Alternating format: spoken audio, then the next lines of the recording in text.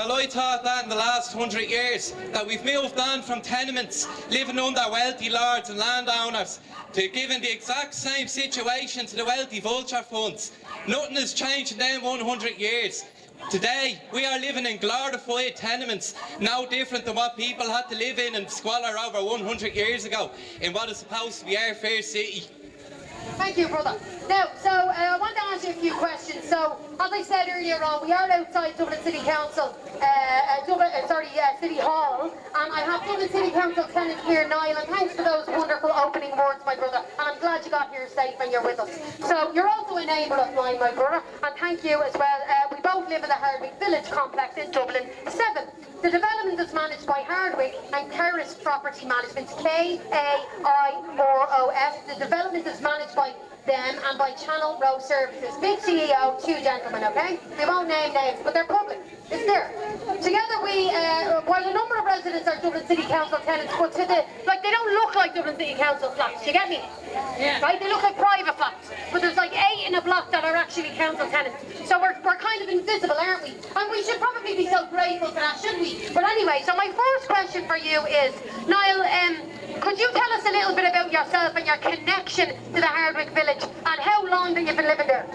Well, I've been living in the Hardwicke Village for approximately 9 years now as a Dublin City Council tenant. Before that, we spent the majority of my adolescent life and a good chunk of my adult life in the homeless services. And to be honest with you, I was treated better in the homeless service, because at least in the homeless service, we were all the one people. As a council tenant in a private development, I feel even a second-class citizen has more rights. As I said to Elaine, we are third-class citizens. We aren't even second-class, because at least with people who are unfortunate enough to be in a second-class position have that recognition. We don't have recognition. We are seen as nothing. Our voices are considered to be nothing and continue to go unheard, despite years upon years of Elaine, kudos to her, being constantly vocal about squalor conditions we're expected to live in. Thank you, Niall. So, talking about this issue, specifically this fob access issue, can you explain the issue that you've experienced daily dealing with the property management company with Kairos Property, and what motivated you to become involved in this campaign?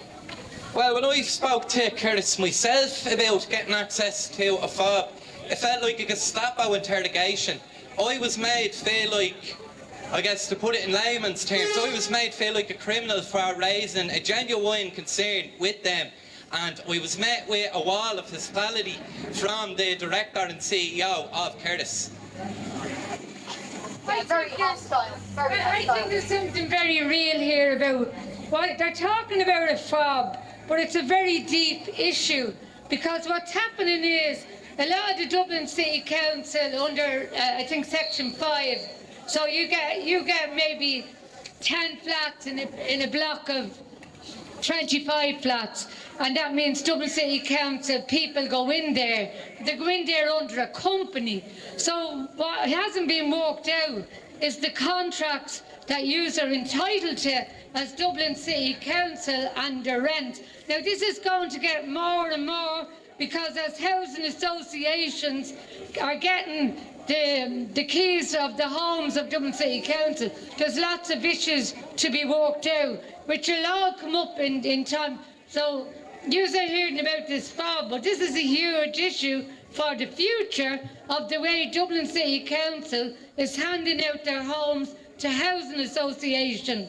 When in our flats, you get Dublin City Council, that's who you're working with. In their flats, you're working with a company and supposedly Dublin City Council. That makes it complex. Yeah. And what the issue is, you're talking about some of the fundamentals, access. And what do we mainly want to get in and out for? Yeah, we want to get in and out to get our jobs. We want to contribute to society. We want to be part of society. But yeah, the attitude we're faced with from Dublin City Council is that we're supposed to just deal with it and be grateful because we have accommodation. Now, don't get me wrong. Obviously, we are absolutely delighted and feel privileged to have accommodation, but that does not stand beside the fact that just because we have a roof over our head doesn't mean that we should not have the same rights and the same protection as private rent tenants do. Because we are human, they are human. Why should we be treated like a second-class citizen compared to anyone else when we are all supposed to be treated equally and the same under Bunrock and Heron? Thank you. Thanks a lot. Really great, very affirming to have a neighbour standing shoulder to shoulder with this man who knows what I'm going through. And although we can't help each other, because it's not like he can fog me out, we can't help each other, we can support each other, but it's just not enough. We need more. So, in terms of your experience, Niall, from your own experience, what's it been like trying to resolve the issues? You've answered a bit to that, but do you feel like you've been listened to by those responsible? Well, I feel I'm being listened, but it's in one ear out the other. The will to actually do something isn't there. And that comes with the fear of if you rock the boat too much, they could easily approach your landlord, whether it's Dublin City Council, a private landlord, and try to push you out of that position.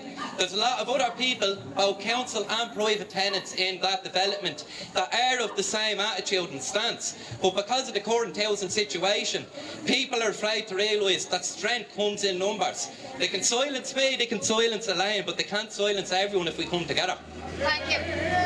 So in terms of the bigger picture, Niall, now I know there's somebody who spontaneously wants to do a poll, but we do have a poll who was scheduled to do a piece, so Carol will speak and then we might have a guest, but that'll be okay. But I do have a couple more questions for Niall. Okay, yeah. Okay? But we need to move it a bit, if you're going to lose people. Okay, so the EU presidency. So Niall, this week Ireland began its presidency of the Council of the European Union, and with many visitors, officials and media focusing on Dublin, on the Dublin City Council tenant, do you feel that the principles we want to represent, fairness, accountability and good public service, do you feel that they're reflected in the way tenants are treated here?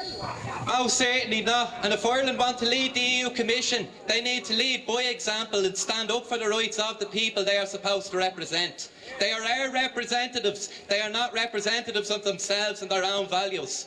Thank you very much. Put your hands together for Niall, DCC tenant under private property management. Thank you very much, Niall. Go mail 'em out again, Cargie.